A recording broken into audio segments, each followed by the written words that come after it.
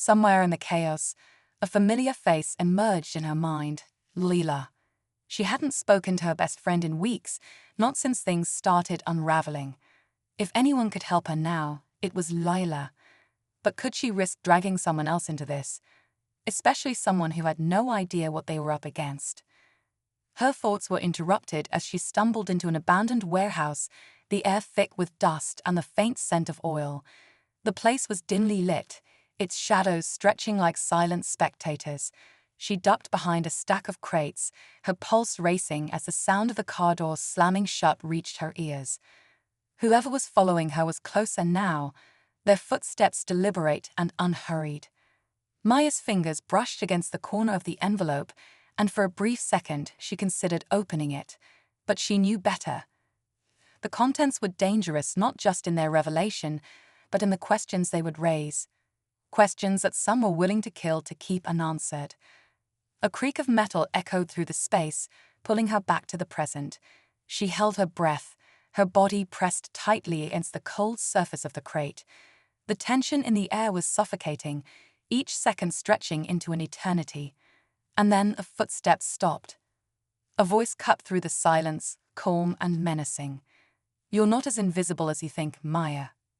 She froze, her mind racing for a way out. Every instinct screamed at her to run, but her legs wouldn't move.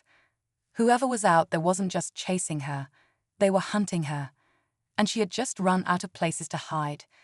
Maya's pulse hammered as she crouched behind the crate, her fingers trembling against the edge of the envelope. The voice, sharp and steady, still lingered in the air, but she couldn't place its tone, threat or warning. She knew one thing for sure: they were close, and this wasn't a confrontation she could win. Her muscles tensed as the figure shifted their weight, their footsteps resuming with chilling precision. Every second felt stretched thin, like the universe was holding its breath for her next move. Just as she was about to act, a faint vibration hummed against her pocket. Her phone again. She almost groaned aloud. The buzz wasn't loud, but in the suffocating stillness of the warehouse, it might as well have been a siren.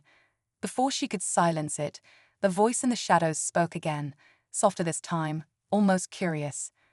"You really think you're in control, don't you?" Maya pressed her lips together, her mind racing. Control? The word hung in the air like an accusation. She barely understood what was happening herself, let alone have to gain the upper hand. She had only Ethan's cryptic warnings, this cursed envelope, and her instincts telling her she was playing a game with rules she didn't know. The figure took another step closer. Then, to her horror, they stopped abruptly, their heads snapping toward the opposite end of the warehouse. The sound of hurried footsteps echoed from the direction she'd come. Someone else was there. Maya stayed frozen, her eyes darting toward the entrance. A second figure appeared, their movements quick but calculated. They were wearing a hood, their face obscured by shadows. The first person straightened, their voice tinged with disbelief. "You're not supposed to be here." The hooded figure stepped forward, their tone clipped and urgent. "Neither are you. This isn't your jurisdiction anymore." Maya's mind spun. Jurisdiction? What did that even mean? Were these two working together, or against each other? She stayed perfectly still, watching the interaction unfold like an unspoken chess match. The tension between the two strangers was palpable, their body language stiff with distrust. "You've made this mess worse," the hooded figure continued, their voice sharp. "She doesn't know everything yet, and you're forcing her hand." The first figure let out a low chuckle, but it lacked humor. "She already knows too much." "We both do. The only difference is I'm doing what it takes to end this." By hunting her down, the hooded figure shot back. "You're risking everything. If she disappears, so does the only proof we have." Maya's heart stopped. Proof. The envelope suddenly felt heavier in her grip. She had always suspected its importance, but this confirmed it. It wasn't just a piece of leverage, it was evidence. But against who? And why were they so desperate to keep it hidden? Her stomach twisted as she realized the stakes were higher than she'd imagined. This wasn't just about secrets, It was about power, control, and whoever held the truth. The two figures began circling each other, their argument growing more heated.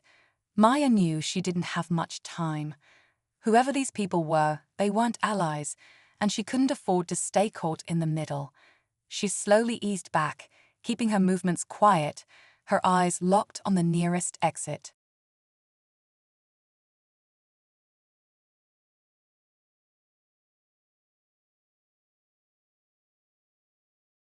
She reached into her pocket, her fingers brushing against the small utility knife she had grabbed from her apartment in a moment of desperation.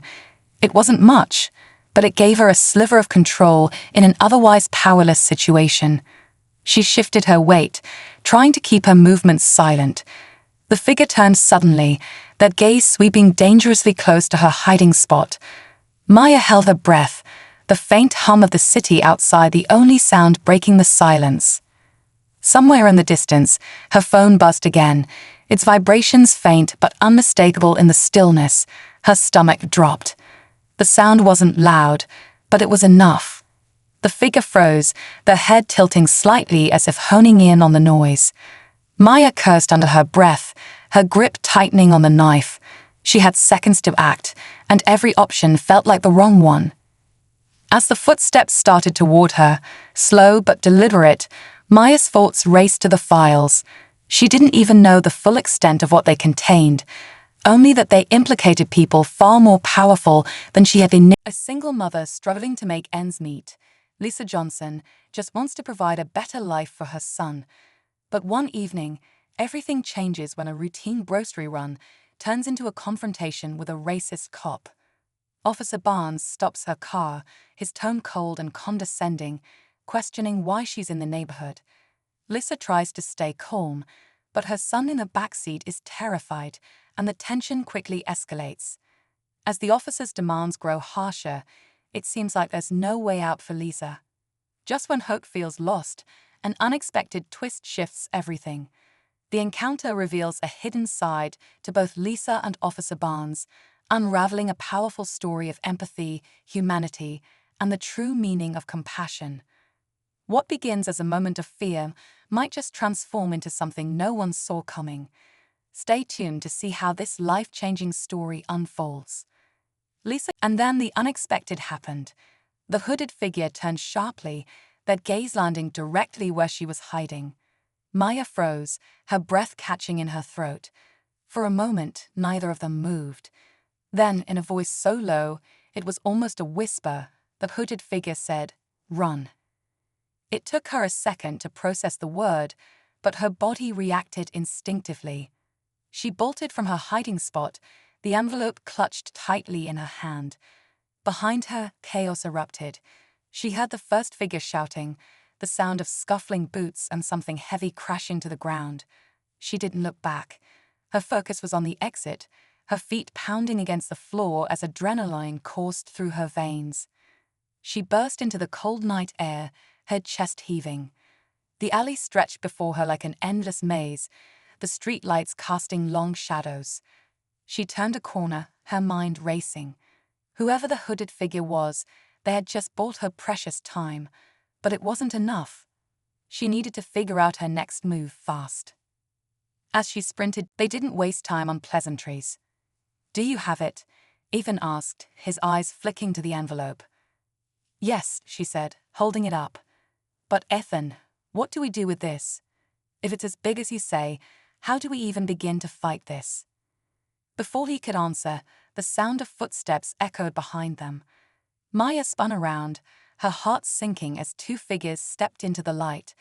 The first was the hooded figure from the warehouse. The second was the man who had been hunting her. Ethan tensed beside her. "I told you not to involve them," he said, his voice cold. The hooded figure pulled back their hood, revealing Lila's face. Maya's heart shattered at the sight of her best friend.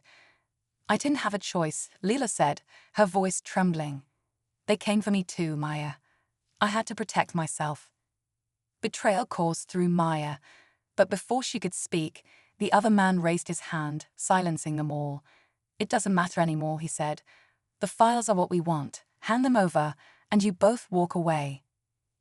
Ethan's jaw tightened, and Maya could feel the tension radiating off him. You think we're just going to give this up?